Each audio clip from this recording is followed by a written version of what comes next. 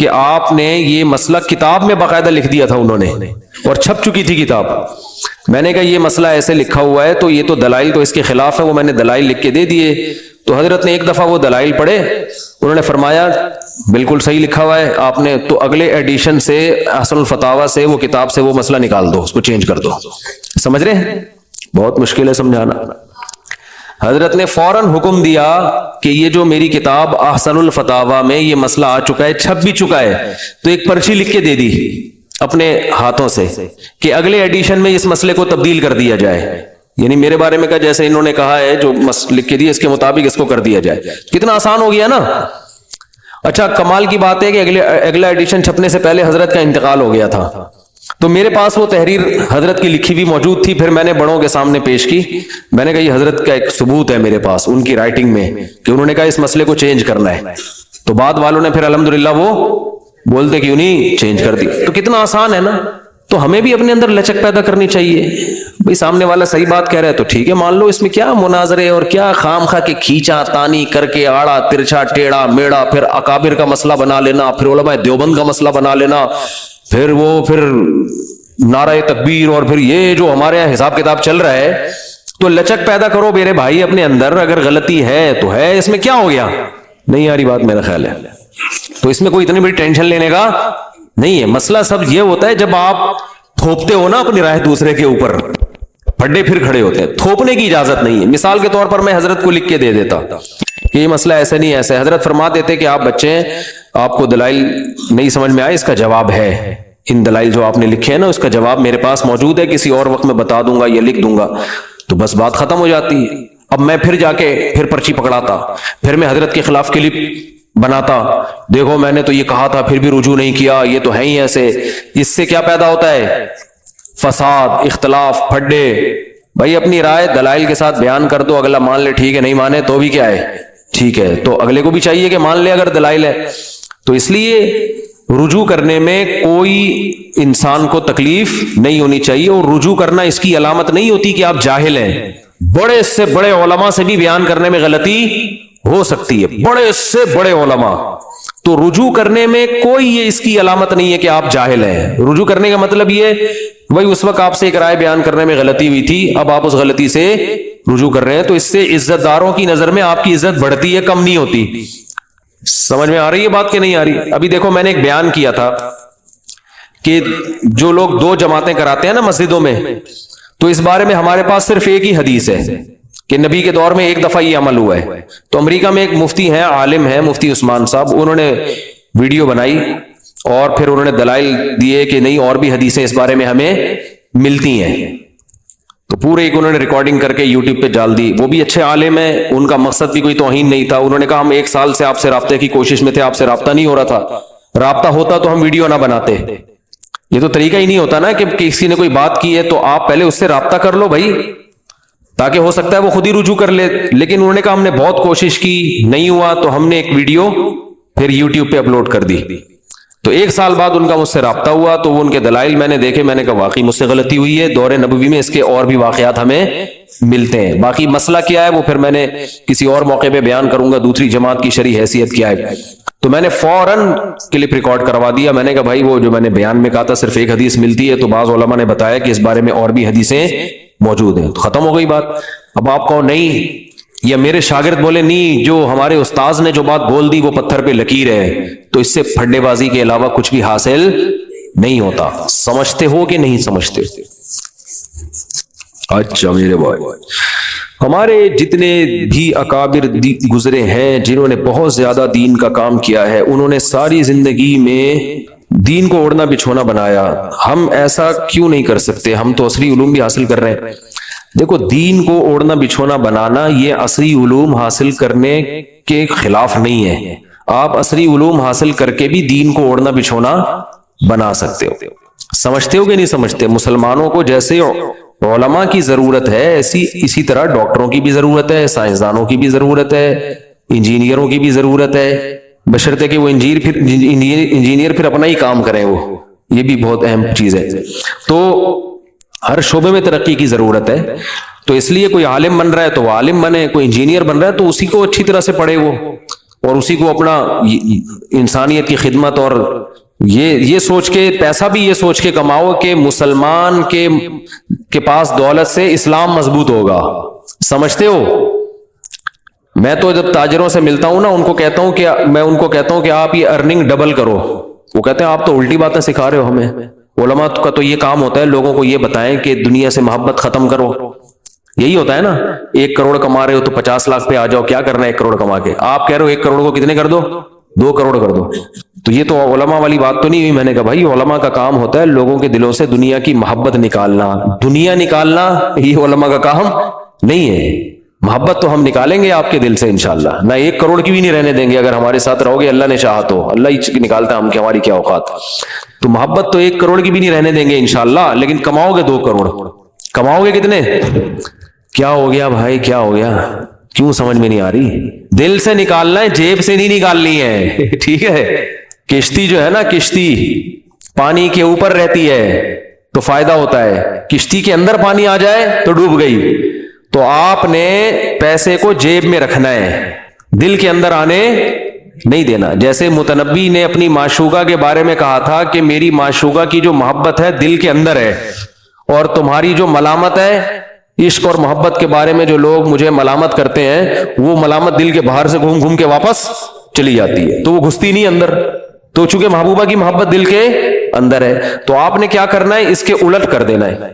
پیسے کو دل کے باہر گھمانا ہے دل کے اندر گھسنے نہیں دینا ہے. اب سوال پیدا ہوتا ہے پیسہ رکھیں بھی محبت بھی نہ ہو. یہ کیسے ممکن ہے بھائی؟ 1 کروڑ کو 2 کروڑ بھی بنائیں اور محبت بھی نہ کریں. بہت آسان ہے. دنیا کو مسافر خانہ سمجھو یار. 1 کروڑ بھی تیل لینے چلے جائیں گے 2 کروڑ بھی تیل لینے چلے جائیں گے. کیا خیال ہے؟ ارے 1 کروڑ کما کے کیا ہو جائے گا پھر بھی مرے گا. جنہوں نے 2 2 1 ارب کمایا وہ بھی کپڑوں میں سڑ رہے ہیں کیڑے کھا رہے ہیں ان کی لاشوں کو. کفن میں جیب تھوڑی ہوتی ہے. تو دل لگا کے کیا کرنا ہے بھائی. W11 ہے وہ آگے نا W11 دوبارہ. بیٹھنے کی جگہ مل گئی ٹھیک ہے نہیں ملے پائیدان پہ پاؤں رکھ کے نکل جائیں گے اگلا اسٹیشن ہے. تو پیسے سے محبت کر کے کیا کرنا ہے؟ کمانا کیوں ہے پھر جب محبت ہی نہیں کرنی؟ کمانا اس لیے ہے کہ میں نے ابھی آپ کو بتایا کہ ہم اللہ کے غلام ہیں. جو آرڈر ہے ہم نے اس کو فالو کرنا ہے. اب ہمیں پتا ہے کہ مسلمان کے پاس پیسہ ہونے سے اسلام ترقی کرے گا دین بھی محفوظ رہتا ہے. جب آپ احساس کمتری کا شکار ہوتے ہیں نا لوگ اکثر مالداروں کو فالو کرتے ہیں. دیکھو سارے فیشن ڈیفنس سے آتے ہیں. ڈیفنس والے اللہ نہ کرے اللہ ان کو اچھے لوگ ہیں ماشاءاللہ اگر وہ نیکر پہننا شروع کر دیں ایک مثال دے رہا ہوں تو یہ فیشن کراچی میں غریب علاقوں میں بھی چڈی بنیان کا فیشن آ جائے گا. کیا ڈیفنس کے لوگ پہنتے ہیں بھائی؟ ہوتا ہے نا یہ انسانی فطرت ہے. وہ مالداروں کو کیا کرتا ہے اس کو کیا ہو گیا؟ انسانی فطرت ہے کہ وہ دولت مند لوگوں کو فالو کرتا ہے. اب پہلے زمانے میں بڑے گھروں کی عورتیں پردہ کیا کرتی تھیں. جتنا اونچا خاندان ہوتا تھا نا دولت مند ان کی عورتوں کا پردہ اتنا سخت ہوتا تھا. تو یہ پردہ فخر کی چیز تھا کہ بھئی یہ بہت اونچے گھرانے کی عورت ہے یہ فل پردہ. اب الٹا معاملہ ہو گیا ہے کہ جتنا پیسہ زیادہ ہوگا کپڑے خریدنے کے پیسے اتنے ہی کم ہو جائیں گے آپ کے پاس.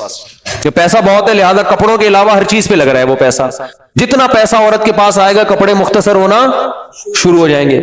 تو اب غریب عورتیں بھی پھر احساس کمتری کا شکار ہوتی ہیں ماڈرن بننے کی کوشش کہ یار وہ اتنے اونچے گھرانے کی خواتین تو کپڑے نہیں پہنتی تو ہم کیوں پہنے ہم تو غریب لگیں گے دیکھنے میں.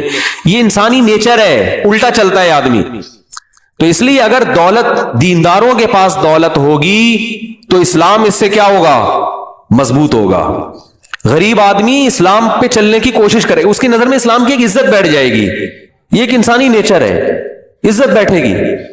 تو اس نیت سے پیسہ کماؤ کہ نبی صلی اللہ علیہ وسلم نے فرمایا جو اس لیے پیسہ کماتا ہے تجارت کرتا ہے کہ لوگوں کے سامنے ہاتھ نہ پھیلانا پڑے کہ میرے سر صرف اللہ کے سامنے جھکے گا کسی اور کے سامنے ہاتھ نہیں پھیلاؤں گا. تو آپ نے فرمایا قیامت کے دن پیغمبروں کے ساتھ ہوگا وہ صدیقین اور شہداء کے ساتھ ہوگا. اتنا بڑا مقام ہے اس کا. تو پیسہ کمانا بری چیز نہیں ہے بھائی. پیسہ کیوں کما رہے ہو نیت کیا ہے آپ کی؟ تو نیت یہ ہونی چاہیے مسلمان کے پاس دولت سے اسلام مضبوط. مدرسوں پہ خرچ ہوگا رشتہ داروں پہ خرچ ہوگا. رشتہ داری جوڑنے کا قرآن میں حکم ہے یا نہیں ہے؟ اب مجھے ایک بات بتاؤ آپ کے پاس ایک برتن ٹوٹ گیا کسی نے حکم دیا ماں باپ نے حکم دیا اس کو بیٹا جوڑو. یہ کب ٹوٹ گیا اس کو جوڑو. تو آپ جوڑنے کے لیے کوئی چیز تلاش کرو گے نا کس چیز سے جوڑوں میں؟ یہ بات ایسے ہی ان کو ہاتھ سے پکڑ کے یوں کھڑے ہو جاؤ گے؟ कोई ना कोई चीज तो होगी ना, समद बॉन्ड होगा, एल्फी होगी, टेप होगा, कुछ तो किसी चीज से तो जोड़ोगे ना। तो आप खोपड़ी इस्तेमाल करोगे, आप बोलोगे यार एल्फी से बेहतर कोई चीज नहीं है, सस्ती भी है और हर तोड़ का पक्का जोड़, मजबूती से जुड़ जाएगी। ऐसे मौके पे आप गोंद से या टेप से जोड़ने की कोशिश नहीं करोगे। तो रिश्तेदारी भी जोड़ने का हुक्म है। जोड़ने की बहुत सारी चीजें हैं जोड़ने के लिए। एक तो पश्तो में कहते हैं जोड़ तोड़ संगे मड़ोड़, ये भी ठीक है, ऐसे अल्फाज आप बोलेंगे जोड़ पैदा हो जाएगा ना। हमारे जो पठान दोस्त हैं वो जब मिलते हैं तो ऐसे ही बोलते हैं, जोड़ तोड़ संगे मड़ोड़, ठीक है ना, ये लफ्ज हमें याद हो गया। तो जोड़ने के लिए ये अल्फाज भी हैं, ठीक है ना। इंग्लिश में आप कहते हैं nice to meet you to, इससे भी आदमी थोड़ा सा खुश हो जाता है कि आपसे मिलके मुझे गम नहीं हुआ बल्कि खुशी हुई है। लेकिन जोड़ने का जो सबसे खानदानी तरीका है वो एल्फी है। वो कौन सी एल्फी? पैसे, हदिया दो। हदिया दोगे, बहनों को पैसे दोगे, अब्बा को पैसे दोगे, अम्मा को पैसे दो, फिर अब्बा अम्मा से बदतमीजी भी करोगे ना, फिर भी नाराज, बता रहा हूं मैं, सच्ची मुझे, लिख लें इसको। अगर आप अब्बू अम्मी को पैसे देंगे फिर आप चरस भी पी लें, अब्बा को बुरे नहीं लगेंगे। उन अब्बाओं की बात कर रहा हूं जो मेरा बयान नहीं सुन रहे, ठीक है ना, जो सुन रहे हैं उनकी बात नहीं कर रहा। तो आप पैसे देंगे, बाप के दिल से दुआएं निकलेंगी। जो मेरा बयान नहीं सुन रहे उन बापों की बात कर रहा हूं, माओं की तहज्जुद में उठ के दुआएं, फिर आप जो मर्जी करो आप। फिर आपकी बीवी भी आड़ी तिरछी है ना अगर, वो भी बर्दाश्त हो जाएगी। समझ रहे हो कि बहुत अच्छी बहू है, बहुत ही अच्छी बहू है। तो भाई को दो, बहनों को दो, रिश्तेदारों को दो। तो ये देना जब ही मुमकिन है, जब जेब में रोकड़ा होगा तो दोगे ना। तो इससे रिश्तेदारी क्या होती है? मजबूत हो। तो आपने अल्लाह के लिए जोड़ना है, मफाद के लिए नहीं। अल्लाह भाई, अल्लाह चाहता है कि रिश्तेदार आपस में मोहब्बत करें। तो यार मेरे पास तो मोहब्बत की एक एल्फी है ना, पैसे हैं, 5,000 का नोट लिफाफे में डाला, पकड़ा दिया, 10,000 रुपए दे दिए, 20,000 रुपए दे दिए, 1 लाख दे दिया, आज 1 करोड़ का चेक बना के दे दिया अब्बा को। अब्बा ये लो यार मौज करो, दूसरी शादी करो माजरत के साथ। यानी अब तो नहीं कर सकते, जाहिर है आपकी वालदा नाराज होंगी, एक मिसाल दे रहा हूं मैं, ठीक है। तो बाज दफा गलत बातें भी मुंह से निकल जाती हैं मेरे। तो आपने कुछ भी, तो रोकड़ा खर्च करने से रिश्तेदारी आपस में जुड़ती है। इमाम साहब को हदिये दो, वो आपके खिलाफ बयान छोड़ देंगे, ठीक, सही है ना। पंखा लगाओ मस्जिद में, ये करो वो करो, तो बहुत सारे फायदे होते हैं इससे। तो आपने अच्छी नीयत से करना है। वो तो इमाम साहब वाली बात एक मजाक की है भाई, उसको सीरियस न ले। तो इस नीयत से पैसा कमा ले इंसान। और मैंने बताया हम चूंकि अल्लाह के गुलाम हैं, हम कोशिश करेंगे अच्छी नीयत के साथ उसमें कामयाब हो जाए। ठीक है, नहीं हो तो भी ठीक है, ऐसे ही ठीक है, इसी भी अजर मिलेगा इंशाल्लाह। तो टेंशन लेने का सबसे अहम तरीन चीज है, टेंशन सिर्फ आखिरत की लेनी है। इसके अलावा टेंशन किसी चीज की नहीं लेनी है। जरा आखिरत की टेंशन के पता नहीं आखिरत में मेरा होगा क्या, बस। इसके अलावा अल्लाह ने हमें कोई और टेंशन पालने की इजाजत नहीं दी है, बस यही टेंशन। बहुत हो गया, बस करो यार। अच्छा मेरे भाई, लिबरल एतराज करते हैं कि मौलवी दुनिया को मुसाफिर खाना समझते हैं। तो जो शख्स 2 टके की दुनिया नहीं बना सकता वो असल आखिरत कहां से बनाएगा? दुनिया को मुसाफिर खाना समझ के भी बना लेते हैं। जो दुनिया को मुसाफिर खाना समझता है ना, वो ज्यादा अच्छा बना लेता है, क्योंकि उसको पता है कि इस सफर में जो करूंगा आखिरत में काम आएगा। वो फिर दुनिया कमाता है, दुनिया बराए दुनिया नहीं बल्कि आखिरत के लिए। वो इंसानियत की खिदमत ज्यादा कर लेता है। तो बाकी अगर कोई दीनदार आपको नजर आ रहा है जो ना दीन का ना दुनिया का, तो वो तो अपने पोस्तीपन की वजह से है, वो दीनदार है ही नहीं। सिर्फ गेटअप से थोड़ी दीनदार बन जाता है इंसान। दीन और सुस्ती एक जगह जमा नहीं हो सकती। जो पड़ा हुआ है ना, खा रहा है सो जाता है, उठ के खाता है सो जाता है, तो वो दीनदार नहीं है, वो दीनदार नहीं हो सकता। दीनदार आदमी, देखो पैगंबर दीनदार थे, कितने ज़हीन होते थे, कैसी उनकी पॉलिसियां, कैसी प्लानिंग। यूसुफ अलैहिस्सलाम ने कैसी प्लानिंग करके दी ना, कहत पड़ने वाला है, पूरे कंट्री को तबाही से बचाया यूसुफ अलैहिस्सलाम की प्लानिंग ने, कि कहत पड़ने वाला है, 7 साल का जखीरा करो और फिर इतना इतना डिवाइड करना है इसको मुल्कों में, उससे आपकी मईशत मजबूत होगी। तो कहत में पूरी दुनिया हलाक हुई है, मगर मिस्र हलाक नहीं हुआ। ना सिर्फ ये कि हलाक नहीं हुआ, बल्कि मुआशी लिहाज से और पावरफुल हो गया। इसी बेस पे अगला बादशाह यूसुफ अलैहिस्सलाम को बना दिया गया। लोगों ने कहा भाई ये बादशाह बनने के काबिल है। तो पैगंबरों की जिंदगी, सहाबा की जिंदगी से अंदाजा होता है दीनदार कितने ज़हीन होते हैं। तो आज अगर कोई ज़हीन नहीं है, तेज नहीं है, पोस्ती है, तो वो दीनदार है ही नहीं। समझते नहीं हो मेरा ख्याल है बात। तो उसको सुट्टे वट्टे लाके पकड़ा दो, बोलो तू ये लगाया कर बैठ के, तुझ पे ये चीजें सूट करती हैं। बाकी इन लिबरल्स लोगों ने तबाह किया है मुल्क को। यूनिवर्सिटियां किसके हाथ में है? मौलवियों के हाथ में है या लिबरल लोगों के हाथ में है? तो उन यूनिवर्सिटियों में चर्स पिलाई जा रही है कि नहीं पिलाई जा रही? लड़कियां चरसी बन रही हैं, लड़कियां। ये लिबरल लोग जो दीन को फॉलो नहीं करते उन्होंने किया है। अस्पताल किसके हाथ में है? मौलवी चला रहे हैं अस्पताल। अब कोरोना में डेथ रेशो बढ़ रहा है, आपको चाहिए था कि आप अस्पताल की फीसें आधी कर देते, आपने उसको बिजनेस का जरिया बनाया, लोगों की जानों से खेल रहे हो। वो क्या हो गई है? फीसें, चार्जेस डबल हो गए हैं। ये लिबरल लोगों के हाथ में हॉस्पिटल, जिन्होंने तबाह किया है। कॉलेजेस देख लो, हमने खुद कॉलेज में पढ़ा है, हमें पता है कि कॉलेजों में क्या होता है। ये लिबरल लोगों के हाथ में है। उलमा के हाथ में मदरसे हैं। आप अपने बच्चों को मदरसे पढ़ाओ, जरा एजुकेशन भी मिलेगी और बेहतरीन उनके लिए रिहाइश का इंतजाम भी होगा, और तालीम के साथ साथ तमीज भी सीख के निकलेंगे। समझ रहे हो ना? तालीम के साथ साथ तमीज भी, बड़ों का अदब, बात करना, कैसे उस्ताजों से बात की जाती है, कैसे अब्बा अम्मा से बात की जाती है, ये सारी चीजें सीख के निकलेंगे वो। तो वो उलमा के हाथ में जो इदारे हैं उनका हाल भी देखो, और आपके हाथ में जो इदारे हैं आप उनका हाल भी देखो। तो लिबरल लोगों को तो उलमा के खिलाफ बोलने का कोई तुक बनती नहीं है। उलमा को हुकूमत कब मिली है? ज्यादातर तो लिबरल लोगों पाकिस्तान के हुक्मरान रहे हैं। किसी पे 5 अरब का इल्जाम है, किसी के 4 अरब का इल्जाम है। ये सारे इल्जामात इन्हीं के ऊपर हैं। समझ में नहीं आ रही मेरा ख्याल है बात। रिस्क दुनिया में अल्लाह के जिम्मे है और हर किसी को मिलेगा। तो आजकल सबसे बड़ा मसला रिस्क का ही क्यों है? सबसे बड़ा मसला रिस्क का नहीं है, सबसे बड़ा मसला इंसान की हवस का है। आज दुनिया में इंसानी तारीख का बेहतरीन रिस्क मिल रहा है। जो यूनाइटेड नेशन की रिपोर्ट है कि इससे पहले दुनिया में इंसानियत को इतनी अच्छी क्वालिटी की रोजी कभी भी नहीं मिल। रिस्क की बहुत फरावानी हो गई है। आप अपने बाप दादा से पूछो, उनको नाश्ते में, खाने में ये चीजें नहीं मिलती थी जो हम और आपको मिल रही हैं। हाँ, ये जरूर है कि कुछ इलाकों में बहुत ज्यादा गुर्बत है, लेकिन वो गुर्बत बैनुल अक़वामी जो ताकतें हैं ना, उनकी करप्शन की वजह से है। साउथ अफ्रीका में एक जगह से सोना निकलता है, लेकिन उसी शहर के किनारे पे जो रहने वाले लोग हैं उनके पास खाने को रोटी नहीं है, क्योंकि उस सोने पर और उन जो हीरे जवाहरात निकलते हैं ना, उन पे बैनुल अक़वामी ताकतों का कब्जा है।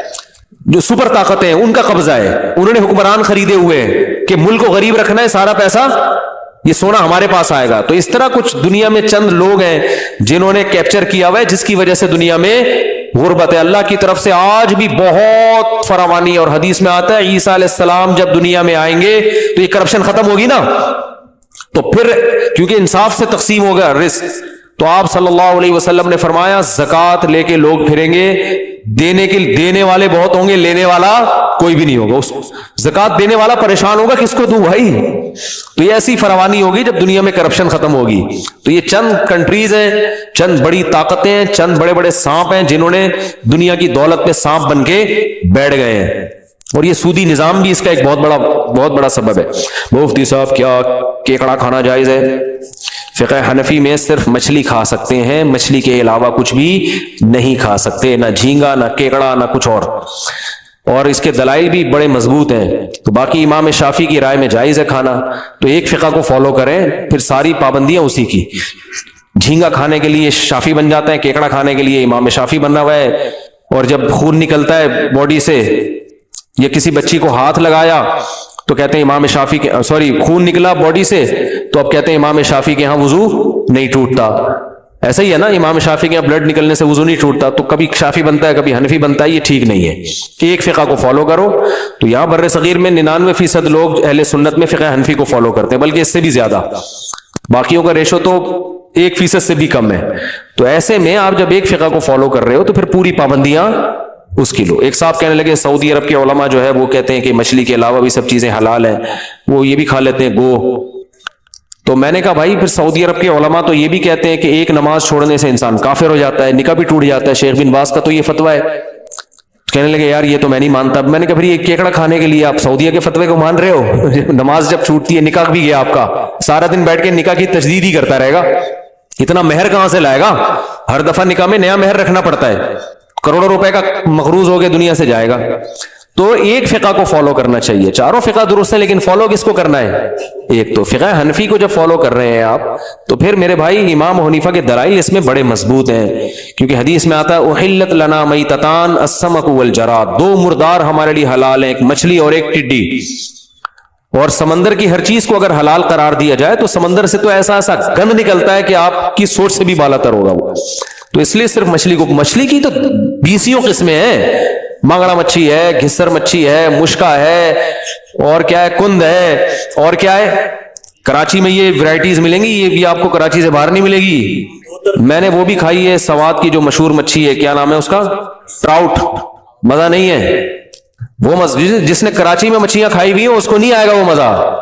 آپ کہہ سکتے ہیں وہ فارم کی ہوگی, فارم کی نہیں, سچی مچھی کی, بالکل شکار والی مچھی بھی کھائی ہے وہاں پہ, مزہ نہیں ہے. کراچی میں مچھلیوں کی ورائٹیز, ٹھیک ہے پنجاب کے اپنے فضائل ہیں, ہمارا مقصد کوئی یہ نہیں کہ پنجاب میں بہت اچھا ٹماٹر پیدا ہوتا ہے, کینو مالٹے پنجاب سے ہی آتے ہیں, بہت ساری چیزیں پنجاب میں, گندم ہے, بہت ساری چیزیں, لیکن کچھ چیزیں کراچی کی ہیں. وہ مچھلی بھی کہاں ملتی ہے, اتنے بڑے بڑے سمندر سے آپ دیکھو پیس نکلتے ہیں, اور ذائقہ دیکھو کیسا ہے, ٹائٹ خاندانی. جب آدمی مچھلی خریدنے جاتا ہے سمجھ میں نہیں آتا کون سی خریدے, اتنی 20 قسم کی, ہر مچھلی کا ٹیسٹ الگ, ہر ایک کے فضائل الگ. گھسر مچھی سالن پکانے کے کام آتی ہے, اس میں آئل ہوتا ہے, الگ سے آئل ڈالنے کی ضرورت بول لو بھائی نہیں. سنگھاڑا مچھی سستی ہے, اس میں بھی آئل ہوتا ہے, صحت کے لیے بہت اچھی ہے, اور آپ کا مشکا ہے, مزہ نہ آئے پیسے واپس. سرمئی مجھے پسند نہیں ہے. پاپلیٹ, پاپلیٹ ہے, پاپلیٹ کے فضائل بیان کرنے کی ضرورت بولو نہیں ہے. پھر یہاں شکار کی مچھی الگ ہے اور اسٹور کی مچھلی الگ ہے. روز شکار والی اگر تازہ بالکل کھانی ہے 100 روپے ریٹ اس کے زیادہ ہوتے ہیں, رپورٹ پیش کر رہا ہوں. تو وہ آپ نے کیا کیا کہ شکار کی مچھی کھا لو آپ, وہ بھی آپ کو فشری میں ملے گی. فشری جاؤ تو آدمی پاگل ہو جاتا ہے وہاں جا کے, اتنا مال یار, سمندر ایسے نکال رہا ہے رزق, اللہ کی قدرت نظر آتی ہے. میں تو فشری جا کے کہتا ہوں فیملی پلاننگ والوں کو بلاؤ, یہ منظر دکھاؤ. مجھے کہتے ہیں نا رزق کی کمی ہو رہی ہے, بچے پیدا ہو رہے ہیں, کہاں سے کھائیں گے. اللہ بتا رہا ہے صرف ایک سمندر ہی تمہیں اتنا کھلا سکتا ہے, باقی تو اور باقی ہے, اور ذرائع تو بہت ہیں. فشری میں جاؤ اور لانچیں صبح فجر سے پہلے جاؤ, کبھی لانچیں آ کے لگتی ہیں, ایسا مال نکلتا ہے یار, ایسا لگتا ہے سمندر پھینک رہا ہے, کہہ رہے کھا لو بس آ کے کھاؤ, رو نہیں, ٹھیک ہے نا, ٹینشن نہ لو. یہ غربت یہ بکواس چھوڑ دو. سمندر بزبان حال بتاتا ہے, آ جاؤ لے جاؤ. یہ سرمئی کی لاٹ نکل رہی ہے, یہ پاپلیٹ کی لاٹ کی لاٹ کیسے لگی ہوئی ہوتی ہے وہاں پہ, ایسا مزہ آتا ہے. میں تو ویسے ہی بھی جاتا ہوں فشری, بتا کے نہیں جاتا, سب لوگ پہنچ جاتے ہیں پھر, تو ویسے ہی جاؤ, اتنا مزہ آتا ہے یار. اللہ کی طرف سے کیسا انتظام ہے. تو سمندر نے کبھی نو نہیں کیا, نہ نہیں کیا. جب آپ نے اس سے رزق مانگا ہے کبھی اس نے نہیں کہا کہ میرے پاس رزق ختم ہو گیا ہے, نا نا نا نا نا. سمندر ہمیشہ خوش کرتا ہے, کہتے ہیں لے جاؤ بھائی. تو مچھلیوں کی اتنی قسمیں ہیں, مجھے تو یاد بھی نہیں ہوتی. آنگڑا مچھی, بانگڑا مچھی, پتہ نہیں کون کون سی قسمیں. بنگلہ دیش کے لوگوں کو بہت اچھی طرح نام یاد ہوتے ہیں, وہ کانٹوں سمیت کھاتے ہیں. بنگلہ دیش کے لوگوں کو دیکھا مچھلی کھاتے ہوئے کبھی؟ کانٹوں والی مچھلی منہ میں رکھیں گے, چبا چبا کے کانٹے ایک طرف نکال کے پھینگے مچھلی. پتہ نہیں یار کوئی اندر آٹومیٹک آلات لگے ہوئے ہیں کیا ہیں جو کانٹوں کو ایک طرف کر رہے ہوتے ہیں. وہ بہت زیادہ کھاتے ہیں نا تو عادی ہو گئے, انہوں نے گھما کے کانٹے نکالے, مچھلی نکل گئے. پتہ نہیں کیسے کھاتے ہیں یار. تو اتنی قسموں کی مچھلیاں ہیں, تو آپ کو کیکڑے کی طرف جانے کی ضرورت کیا ہے؟ تو ضرورت کیا ہے؟ تو احتیاط ہے, چھوڑ دو یار اس کو. البتہ بزنس جائز ہے, کیونکہ فقہ شافی میں, فقہ حنبلی میں جائز ہے کیکڑا کھانا بھی. تو ایک چیز بزنس اس پروڈکٹ کا حرام ہوتا ہے جو پورے تمام ائمہ کے نزدیک ناجائز ہوتی ہے. وہ ہوٹل میں ہم چند دن پہلے گئے کھانے کے لیے, تو اس نے کہا جھینگا لاؤ. میں نے کہا نہیں بھائی مچھلی لے آؤ. کہہ رہے جھینگا کیوں نہیں کھاتے؟ میں نے کہا اس کو جائز نہیں سمجھتا میں. تو ایک دم وہ کہنے لگے یار پھر تو ہمارا کاروبار حرام ہو گیا. تو میں نے کہا کھلاؤ, جو کھا رہا ہے اس کو کھلا دو, خود نہیں کھاؤ. تو بزنس اس لیے جائز ہے. لوگ یہ بھی کہتے ہیں ایک چیز ناجائز بھی ہے, اس کا بزنس کیسے جائز ہو گیا؟ کیونکہ ناجائز اتفاقی نہیں ہے. اہل اسلام میں بعض بڑے بڑے مجتہدین اس کے جائز ہونے کے بھی قائل ہیں. تو اگر ایسا حرام ہوتا نا جیسے کتے بلی ہوتے ہیں, تو پھر تو بزنس بھی جائز نہیں ہوتا. تو اسی طرح اب یہ اس طرح حرام نہیں ہے, تو اختلافی مسئلہ ہے. مفتی صاحب میں آپ کے 6 سال سے بیان سن رہا ہوں اور آپ کے شادیوں پر بیان سن کر شادی کر رہا ہوں, لیکن میری خواہش ہے کہ میرے نکاح پڑھائیں, اس کے لیے کیا طریقہ ہے؟ یہاں نمبر باہر لکھا ہوا ہے, جو نکاح مجھ سے پڑھوانا چاہتے ہیں تو اس میں میرے ایک اسسٹنٹ ہیں, ان سے رابطہ کر لیں, تو یہی نکاح پڑھا دیں گے ہم انشاءاللہ. آپ کا ایسا ٹائٹ خاندانی نکاح ہوگا, بالکل ایلفی کی طرح مضبوط جڑ جائے گا نکاح انشاءاللہ. صلو علی الحبیب. اسلام میں منگنی کا کوئی تصور نہیں ہے, لیکن میرے جہاں رشتہ والے لڑکی والے اڑے ہوئے ہیں تو کر لیں, ان سے اڑے تڑے کرنے کی ضرورت نہیں ہے. اب جا کے آپ منگنی صحیح نہیں ہے, لیکن اگلا بھی تو مانے نا. اب وہ کہہ رہے نہیں منگنی کرنی ہے, تو وہ اس کی ٹینشن ہے, پھر وہ پھر کرنے دیں. اچھا بھائی آخری سوال ہے بس. میں نے 3-4 بزنس شروع کیے ہیں, کوئی بھی کامیاب نہیں ہوتا, تو اب میں نے نماز بھی شروع کر دی ہے, کوئی وظیفہ وغیرہ بتا دیں. بھائی اللہ سے رزق مانگا کریں, تہجد میں اٹھ کے دعا مانگا کریں. آخری وقت میں حدیث میں آتا ہے اللہ دعائیں قبول کرتا ہے. حدیث میں آتا ہے رات کے آخری حصے میں اللہ آسمان دنیا پہ آ کے کہتے ہیں حل من مسترزق ارزق لا, کوئی ہے رزق طلب کرنے والا میں اسے روزی دوں. تو اس وقت اٹھ کے دعا مانگے اللہ سے, اور دن میں پھر محنت بھی کریں. محنت بعض دفعہ نہیں کر رہے ہوتے, محنت بھی کرنی ہے, دعا بھی کرنی ہے, دونوں عمل ساتھ ساتھ. پھر مل جائے ٹھیک ہے, نہیں ملے تو آپ کے قوائف پورے ہو گئے ہیں, کوئی بات نہیں. غربت کو انجوائے کریں, پھر کھانا کو نہیں ہے انجوائے کریں. لوگ تانے دیتے ہیں انجوائے کریں, اس کا اپنا مزہ ہے. ہر جگہ تانے ملتے ہیں نا, کم وقت کماتا نہیں ہے, لاتا نہیں ہے, صحیح ہے نا. تو یہ بھی اس کا بھی اپنا ایک بے روزگار لوگوں کو اس میں بہت مزہ آتا ہے. ابا سے تانے, اما سے تانے, آپ اپنی ذمہ داری پوری کر رہے ہو تو کوئی بات نہیں, تانے ملے. تانوں سے آپ کے گناہ معاف ہوں گے, درجات آخرت میں بلند ہوں گے. جب آخرت میں جاؤ گے نا, میزان کے ترازو میں دیکھو گے اتنی نیکیاں, تو آپ بولو گے اللہ یہ عبادت ہے تو میں نے کی نہیں ہے. تو اللہ کہیں گے یہ تمہارے ماں باپ کے وہ تانے کوسنے ہیں جو انہوں نے تمہیں دیے تھے. یہ سارے بھائیوں کے بہنوں کے تانے کوسنے ہم نے یہاں لا کے ترازو میں رکھ دیے, اس سے تمہاری نیکیوں کا پلڑا بھاری ہو گیا. تو یہ سب کام آئے گا قیامت میں انشاءاللہ. اگر یہ سارے ثواب میت کو پہنچتا ہے تو اس طرح تو بہت سے لوگ پیچھے ثواب پہنچانے والے, تو پھر تو ہر گناہگار کی بخشش ہو جائے گی. ثواب پہنچنے سے یہ لازم نہیں آتا کہ بخشش بھی ہو جائے. ہو سکتا ہے مرحوم کے گناہ اتنے وزنی ہوں کہ ساری قوم مل کے بھی صدقہ کرتی رہے تو پھر بھی اس کا وزن ہلکا ہو, اور اس کے گناہ کیا ہوں, بھاری ہوں. تو اسلام نے جو اصل جس چیز کو فوکس کیا ہے وہ عمل کو, عمل کا کوئی آلٹرنیٹ ہے ہی نہیں. ایک آدمی اچھے اعمال کے ساتھ دنیا سے چلا جاتا ہے, پیچھے کوئی اصالہ ثواب کرنے والا نہ ہو, اس کی بخشش کا وعدہ ہے. لیکن ایک آدمی برائی کرتے ہوئے دنیا سے جاتا ہے توبہ کیے بغیر, ساری دنیا بھی اس کے لیے استغفار کرے گی, تو اللہ کی طرف سے وعدہ نہیں ہے. بات آ رہی ہے سمجھ میں, بخشش کا وعدہ نہیں ہے. چاہے ساری دنیا اصالہ ثواب, فائدہ ہوتا ہے اس کا, اصالہ ثواب کا فائدہ ہوگا. بخشش کا وعدہ اللہ کا صرف اور صرف ان لوگوں کے لیے ہے جو جاء ربہ بقلب سلیم, پاک دل کے ساتھ اللہ کے سامنے حاضر ہو, گناہوں سے پاک دل. تو گارنٹی صرف اس کے لیے, باقی کسی کے لیے نہیں ہے. اسی طرح یہ یاد رکھو, جو اتنا بڑا جنازہ ہو گیا, لوگ کہتے ہیں کسی کا بھی جنازہ بڑا ہو تو سب بخشے بخشائے ہیں. تو جنازہ بھی بڑا ہونا ایک اچھی چیز ہے, اچھی امید ہے, لیکن گارنٹی جو قرآن و سنت میں ہے وہ صرف کس کے لیے, عمل اچھا ہو. عمل اچھا ہے, مر گئے, کوئی دفنانے والا نہیں ہے, چیل کوے کھا گئے لاش کو, بخشش یقینی ہے.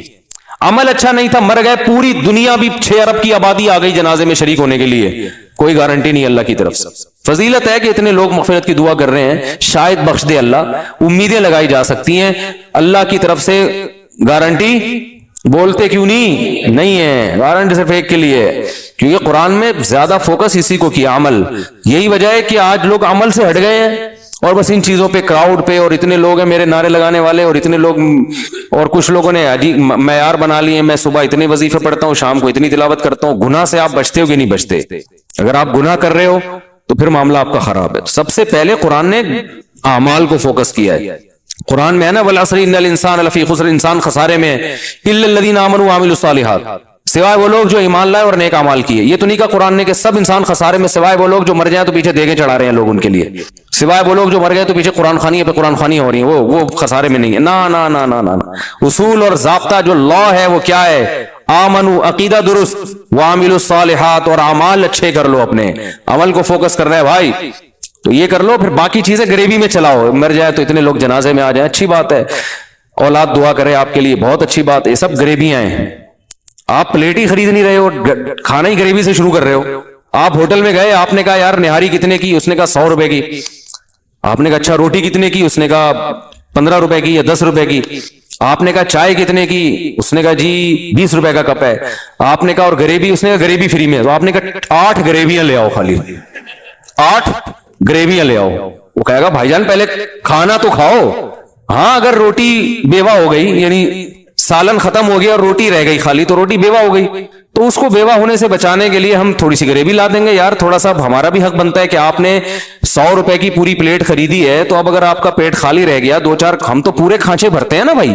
جب کھانا کھایا جاتا ہے ہوٹلوں میں تو جتنے بھی کھانچے ہیں پتے تک میں خوراک پہنچائی جاتی ہے, یعنی آتے ماتے تو بھر جاتی ہیں, اس کے بعد گردوں میں, پھیپڑوں میں, جہاں جگہ ملتا ہے ہم پہنچا رہے ہوتے ہیں.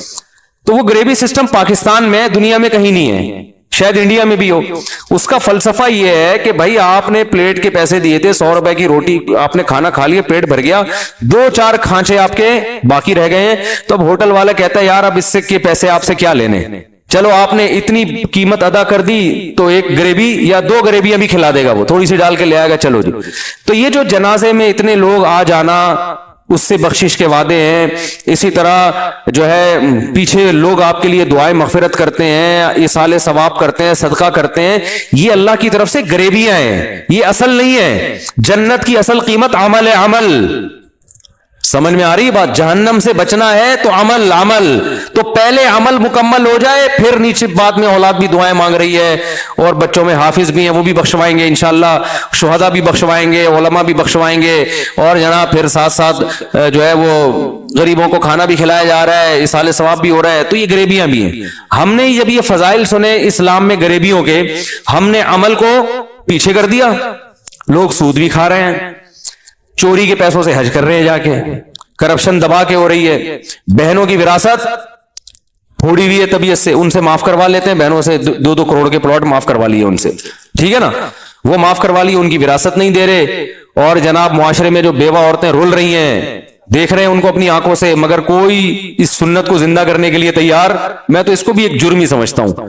اور جناب لڑکیوں سے دوستیاں بھی ہیں، اور فون پہ گپیں بھی ہو رہی ہیں، 10-10 گرل فرینڈ پالی ہوئی ہیں، اور جناب شادی کرتا نہیں ہے، اور ادھر بھی دوستی ادھر بھی دوستی، بیگم اور کر بھی لیے تو وہ دوستیاں نہیں چھوڑ رہے، بیگم کو بیوقوف بنانے کے لیے وسیم ستار کے نام سے لڑکیوں کے نمبر سیو کیے ہوئے ہیں۔ تو یہ ساری بدماشیاں طبیعت سے چل رہی ہیں، سارا دن جھوٹ بولتے رہتے ہیں، سچ بولا ہی نہیں جاتا، نہ داڑھی رکھنے کی توفیق ہو رہی ہے، نہ نماز پڑھنے کی توفیق ہو رہی ہے، سارے الٹے کام۔ لیکن جناب جنازہ ایسا خاندانی ہو جائے گا تو بخشوا دیے جائیں گے، اور جناب پیچھے پبلک جب مریں گے تو کھانا لوگوں کو کھلائے گی، نہ عقیدہ درست ہے۔ تو میرے بھائی یہ پھر سنہری خواب ہیں جو شیطان آپ کو دکھا رہا ہے۔ قرآن میں کیا کہتا ہے؟ قرآن الذین ضل سعیہم فی الحیات الدنیا، بہت سے لوگ ایسے ہیں دنیا میں بڑی محنت کرتے ہیں لیکن ضائع ہو جاتی ہے۔ یہ وہ لوگ ہیں یحسبون انہم یحسنون صنعا، یہ وہ سمجھتے ہیں کہ ہم اچھے کام کر رہے ہیں، حالانکہ وہ اچھے نہیں ہوتے، وہ سمجھتے ہیں ہم یہ جو کر رہے ہیں بہت اچھے ہو جائیں گے۔ فرمایا نہیں، پہلے عمل ہے میرے بھائی، سمجھتے ہو کہ نہیں سمجھتے ہو؟ تو اس لیے عمل کو فوکس کرو، اس کے بعد غریبیاں ٹھیک ہیں، عمل ہی نہیں ہے، غریبیوں پہ گزارا چلا رہا ہے، تو وہی ہے بھائی